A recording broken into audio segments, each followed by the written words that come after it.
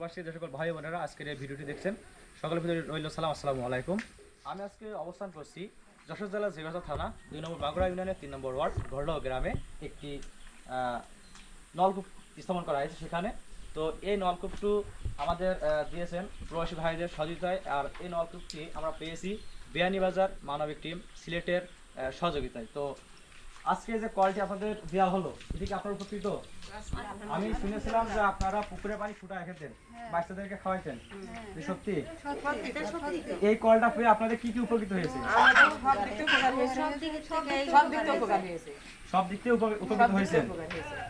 যাক, বিষয় শোনেন, সেটা হচ্ছে যে এখানে কিন্তু আপনার 5-7টা পরিবার আছে, প্রায় 30 জন মানুষ এখানে বসবাস করে। তো ইনারা কিন্তু প্রতিনিয়ত পুকুরের পানি ফুটিয়ে তারা নিজেরা পান করত, এবং নামাজের জন্য যে পাক পবিত্র হতে হয়, সে পাক পবিত্র হওয়ার জন্য কিন্তু আমাদের পানির প্রয়োজন। একটা মানুষ যখন জন্মগ্রহণ করে তখন কিন্তু তাকে পানিতে গোসল করানো হয়, প্লাস একটা মানুষ যখন মৃত্যুবরণ করে তখন কিন্তু তাকে পানি দ্বারা আপনার পাক পবিত্র করে তাকে দাফন কাফনের কার্যক্রম চালু করা হয়।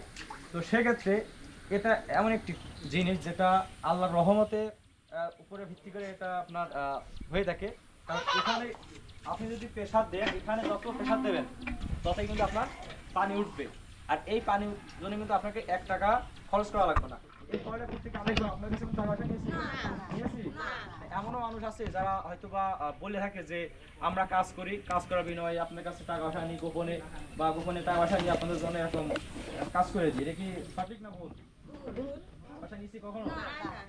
আপনি নিউজটা শুনলেন। এবং অনেক মানুষ আছে যারা আপনার দিক থেকে সহযোগিতা করতে না পারলেও আপনারা চেষ্টা করবেন তাদের পাশে এসে দাঁড়াতে, তাদের জন্য কিছু করতে।